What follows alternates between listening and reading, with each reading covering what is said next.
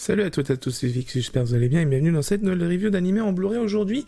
Un animé assez ancien dans le cursus vraiment des animés sortis ces dernières années parce que ce Elfen Lied, l'animé qu'on va traiter aujourd'hui, est sorti en 2004 pour sa première diffusion. C'est le 25 juillet 2004, il a été diffusé sur la chaîne ATX.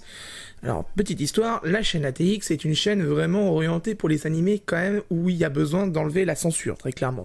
Il y a eu par exemple Mnemosyne, donc Cyrine, la fille de Mnemosyne, enfin, je sais plus quel titre ils avaient donné d'Ibex en français, mais c'est en général une chaîne où il y a toujours les animés les plus trash qui sont diffusés, et Elfen Lied, comme vous vous en doutez, vu qu'il a été diffusé là-bas, a bien sûr une violence et aussi vraiment un paquet de sang de partout, puisque tout simplement c'est une série qui est classée, je crois, normalement 16+, je crois, normalement, de mémoire au Japon. C'est adapté du manga de Lin Okamoto, qui était publié dans le Weekly Young Jump en 2002 jusqu'en novembre 2005. Donc du coup, c'est quelque chose qui est vraiment assez ancien au niveau réalisation, mais qui encore aujourd'hui, très étonnamment, je l'ai revu il y a quelques temps... un Blu-ray justement, parce qu'il est déblisté, c'est pour ça justement. Je l'ai revu il y a quelques temps, je me disais, putain, quand même, il a quand même bien vieilli cet animé et c'est quand même vachement cool. La première diffusion en France était assurée par Kazé dans les années 2000. Ils avaient sorti un coffret DVD où il manquait, je crois, l'OAV normalement de mémoire. Et du coup, là, récemment, All the Anime, enfin récemment, la série est ressortie en France récemment en Blu-ray. Alors, Blu-ray sur une série des années 2000, très peu de séries des années 2000 ont de très bons masters haute définition.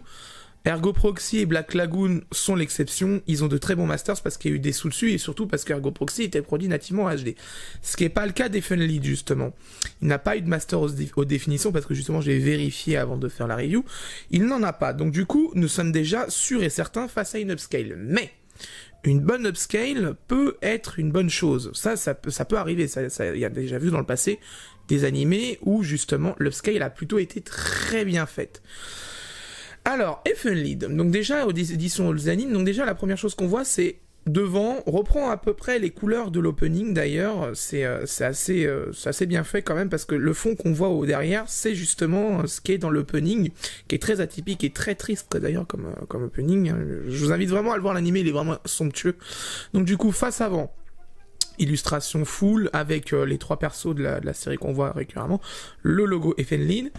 Derrière, alors normalement vous avez ceci, vous avez le flyer, ce qui est juste derrière, donc on va le remettre. Donc, vous avez vu l'illustration derrière. Donc comme d'habitude, capture, comme d'habitude, la phrase d'accroche, le résumé. Donc ils disent bien que c'est la série culte intégrale HD, vraiment en HD. Donc ils insistent sur le fait HD. Donc ils doivent être, les animes est quand même sûr sur ce coup, sur la qualité de leur Blu-ray. Donc les captures d'écran, le contenu. Alors ça contient, hop, voilà, on va baisser un peu tout ça, on va remonter un peu plus tôt, hop, voilà.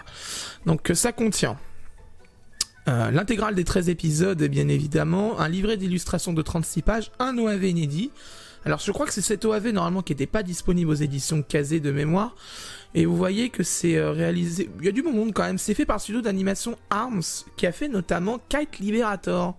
Alors je sais pas si vous connaissez, mais moi je l'ai connu, parce que je l'ai vu en japonais, hein, cet OAV, parce qu'il est jamais sorti en France, c'est bien dommage d'ailleurs. C'était vraiment très sympathique, et c'est surtout au niveau animation, ils ont quand même une bonne patte quand même bien violente, et c'est surtout que c'est propre. Et je vous le dis, pour avoir revu l'animé ces derniers temps, il a plutôt bien vieilli quand même là-dessus, franchement c'est plutôt cool. Donc c'est dispo aux éditions Les Animes, c'est avec 2 Blu-ray disques, donc déjà 13 épisodes, donc ça doit être à peu près à 22-23 mégabits de débit. On a une piste japonaise en 5 points et une française en stéréo, donc je pense que ça c'est parce que du coup le remasters japonais, ils ont fait une piste 5 points et la France, à cause du doublage de Kazé, qui ne l'avait pas fait en 5.1, ils l'ont fait en stéréo, donc du coup c'est pour ça qu'il y a une différence entre les deux. Sous-titres français, durée approximative 6 heures de programme, et c'est disponible aux éditions All the Anime. Et d'ailleurs, on va en reparler parce qu'on sort justement de la polémique d'Euro-Zero. Vous voyez ce logo là ? ADV était l'exploitant à l'international des droits de Elfen Lied. Voilà, et ADV est décédé. Ils avaient d'ailleurs justement Evangelion, la série, C'est pour vous dire, d'ailleurs, ADV était le possesseur des droits à l'international d'Evangelion. Donc c'est pour ça que justement, sur les coffrets aussi d'Evangelion en DVD, vous avez le logo ADV derrière.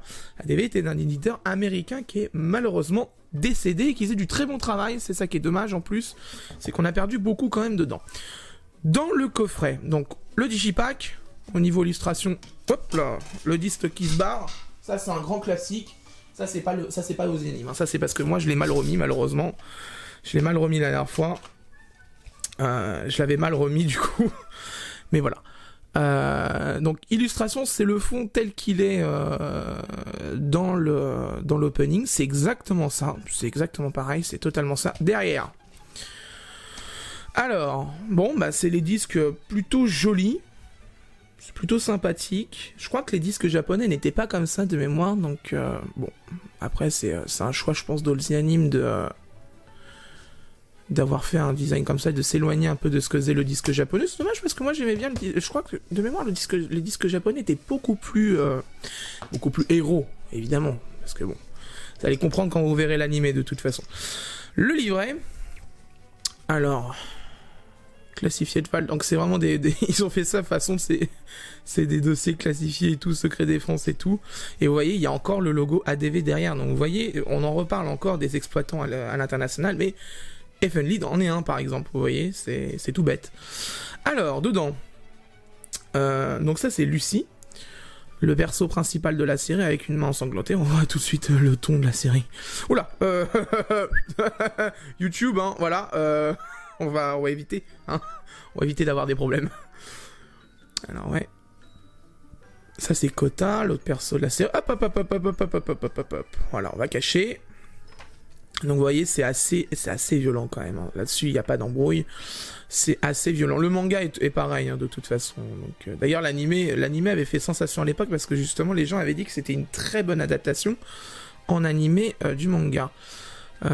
Donc franchement, c'est plutôt sympa. On a les différents décors de la série, parce que ARMS utilisait déjà justement la modélisation 3D pour les bâtiments, etc. Ce que fait Ufotable, mais de manière bien plus évoluée, parce que les technologies ont évolué. Mais ARMS déjà à l'époque utilisait déjà ces technologies pour vous dire qu'ils étaient vraiment en avance sur beaucoup de monde quand même. Voilà, différents lieux, etc. Ça c'est vraiment de la modélisation pure 3D, hein. C'est pas fait à la main, ça c'est sûr et certain. Parce que vu la net et quoi que... Non, je pense que c'était fait via de la photo. Via de la photo et de la reproduction après derrière. Voilà. Donc c'est plutôt sympa, hein, quand même. C'est plutôt sympa. Mais c'est vraiment, par contre, un animé très violent. Faut absolument pas le voir, le montrer à n'importe qui, aux gosses, faut surtout pas le montrer, hein. Je vous le dis sincèrement, c'est assez violent quand même. Ok, bah c'est plutôt un beau livret. Bon, vous voyez, ça va pas aller très très loin l'unboxing, mais c'est quand même important de parler de ce genre de série, surtout qu'on me l'a demandé, parce que je vous dis, ces derniers temps, en ce moment, c'est un peu creux les sorties, donc du coup, je me suis dit, tiens, pourquoi pas demander aux gens ce qui serait sympa de faire en Blu-ray. On m'avait demandé justement Evenlead, et ça tombait bien, je l'avais déjà, donc du coup, je l'avais acheté celui-là, parce que j'aimais bien la série, et surtout le coffret DVD d'époque de Kazé était vraiment pas terrible, donc du coup, je l'avais refourgué pour pouvoir prendre le coffret Blu-ray d'Oceanium, ce qui tombe bien parce que c'est une très belle série. Donc, moi, je vais aller regarder la série, mais cette fois-ci d'un côté technique, donc là, on va vraiment analyser clairement ce qui a... le travail de Kazé, l'ancien travail de Kazé, parce que je pense qu'ils ont repris la traduction et la piste française, donc ça doit être leur traduction à Kazé, mais le boulot de Oceanium d'un point de vue mastering, encodage, piste son, etc., on va voir ce que ça donne. Quant à moi, je vous laisse et vous donne rendez-vous dans la seconde partie qui arrive dans quelques secondes. À tout de suite. Bien, après avoir vu Blu-ray, je peux vous donner mon avis. En ce qui concerne la résolution, c'est une résolution de 1900 par 1080 avec un FPS de 23,916 images par seconde. Ça, c'est très bien parce que du coup, on quitte le 25 FPS du DVD PAL de Kazé d'époque. Une compression en H264 et un débit qui en avoisine 20 mégabits par seconde en moyenne. Certains épisodes ont plus, d'autres moins, mais en moyenne générale, sur une moyenne globale des épisodes, c'est 20 mégabits par seconde. Evenlead fait partie de ces animés dits digital, c'est-à-dire qu'ils n'utilisent plus les cellulos comme dans les années 80-90. Et c'est difficile sur ce genre d'animé de faire un excellent remaster Blu-ray, car de base, ils ont été produits en SD. Pour Elfenlied, c'est pas si mal. Il y a certes de l'aliasing car la personne à l'authoring a voulu rendre l'animé assez net, mais dans l'ensemble, c'est correct. Il était possible de faire mieux, notamment via l'utilisation d'un anti-aliasing, mais ça aurait créé une perte de détails non négligeable. Il a fait un choix, la personne qui a fait ça, mais on peut pas trop le blâmer là-dessus. Il a voulu garder des détails, VS, avoir de l'aliasing. C'est un choix qui peut se respecter, mais qui, malheureusement, sur une télé 1080p, verra l'apparition d'aliasing de manière assez prononcée. En ce qui concerne les pistes son, nous sommes sur une VO en DTS HDMA 5.24 bits 48 kHz et une VF en DTS HDMA stéréo 24 bits 48 kHz. Voilà une des évolutions par rapport au DVD de Kazé d'époque, le son. Le passage du AC3 au DTS HDMA a fait un énorme bien à la piste son, et en plus, nouveauté, l'ajout de la piste japonaise 5.1 qui n'était pas disponible dans les DVD d'époque de Kazé. Le mixage est plutôt bon, rien que sur l'opening, on entend immédiatement la différence par rapport au DVD d'époque. Pour la VF, le mixage reste en stéréo, car Kazé a bossé sur une version internationale, donc une version internationale, c'est une piste son où il y a tous les bruitages, toutes les musiques, etc., mais sans les voix japonaises pour pouvoir doubler dessus. Donc impossible de sortir une VF 5.1. La VF, en parlant du doublage, c'est une VF d'époque, donc elle a ses défauts. Moi perso, j'appréciais pas trop les VF de Kazé à l'époque, ça ne changera pas aujourd'hui, donc du coup, à vous de voir, mais elle a au moins le mérite d'être là, et c'est une bonne chose pour ceux qui sont allergiques aux sous-titres. Mais comme d'habitude, moi j'ai pas mon avis là-dessus, c'est vous qui restez maître. Voici un petit extrait. Tu te souviens quand on venait jouer ici? Oui. On venait tous les trois, toi, moi et Kanae. La petite Kanae. La veille de ça, elle était allée chercher des coquillages.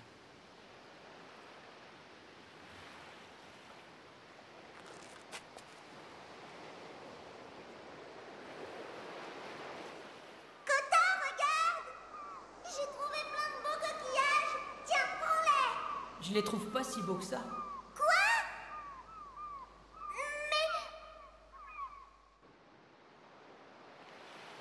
Mais... Kota! Quoi? Regarde là-bas dans l'eau. Ah! Mais qui c'est? Je n'en ai pas la moindre idée.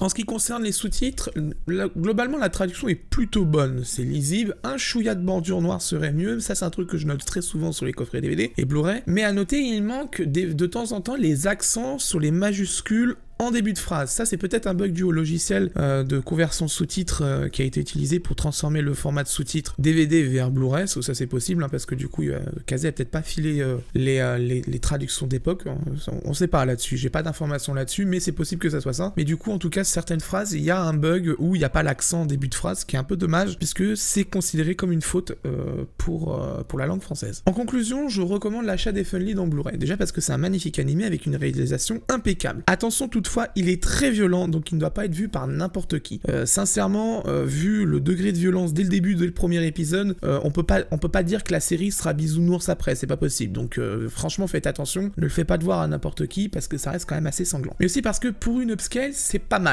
Pas parfait, c'est pas exceptionnel, on a vu des upscales bien meilleures, notamment celle de Black Lagoon, c'est pas mal. C'est dommage juste que l'apparition de l'aliasing pose problème, mais la personne qui a fait le traitement est partie de très loin pour arriver à ce résultat. Donc, d'un sens, pourquoi pas? J'ai envie de dire pourquoi pas pour le Blu-ray, pourquoi pas. L'ajout de la piste 5.1 par contre est un vrai et énorme bond en avant au niveau de l'immersion. Dommage que le mixage VF d'époque ne profite pas de coup de cette avancée, car les fans de VF, je pense, auraient été très contents d'avoir une piste 5.1 de qualité. Au niveau rapport qualité-prix, le coffret est à 40 € en moyenne sur les différentes boutiques. De temps en temps, il en vend flash chez Amazon. Comme d'habitude, vous avez un lien dans la description si vous souhaitez l'acheter chez Amazon et surveillez un petit peu si jamais il y a une évolution au niveau des prix. C'est pas si mal niveau prix, bien que je pense qu'à l'époque il était bien plus cher et c'est ce qui a dû freiner les achats à l'époque et qui fait qu'aujourd'hui il a baissé et qu'il est proposé à 40 € en moyenne. Bien sûr, moi je vous recommande l'achat de ce coffret pour déjà voir la série dans de bonnes conditions, parce que le DVD de Kazé, sincèrement c'est non.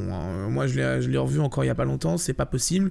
le PAL speed up 25 fps, c'est mort, c'est chiant. Donc sincèrement, actuellement je pense que le Blu-ray est un bon compromis, je dis bien compromis, c'est pas non plus la qualité exceptionnelle d'un vrai Blu-ray de qualité rare comme on peut avoir genre sur Fate Stay Night ou des trucs comme ça, mais il a le mérite au moins d'apporter des choses nouvelles, notamment la piste 5.1 japonaise. Donc à vous de voir au moment de faire l'achat et de cliquer sur ajouter sur le panier. Voilà, c'est la fin de cette review, j'espère qu'elle vous a plu. Je vous avoue que là, de mai jusqu'à juillet, et donc à l'arrivée de Japan Expo, il y aura peu de sorties. Makia est repoussé au 25 ou 26 juin de mémoire. Dragon Ball Super est repoussé en juin. Donc du coup, je vais faire quelques coffrets que j'ai pas pu faire et que je vais faire et qu'on me demande. On m'a demandé notamment de donner mon avis sur la collection Saphir en Blu-ray. Donc du coup, peut-être qu'on en reparlera via 2 coffrets ou 2-3 coffrets que j'ai. Donc on verra ça de toute façon en temps et en heure. Comme d'habitude, si vous avez la moindre question au sujet de ce coffret, n'hésitez pas à me les poser dans les commentaires. Les commentaires sont ouverts du moment que vous restez courtois et respectueux des gens et vous ne faites pas de diffamation comme sur la vidéo de Rose Zero où je suis obligé de modérer comme pas possible.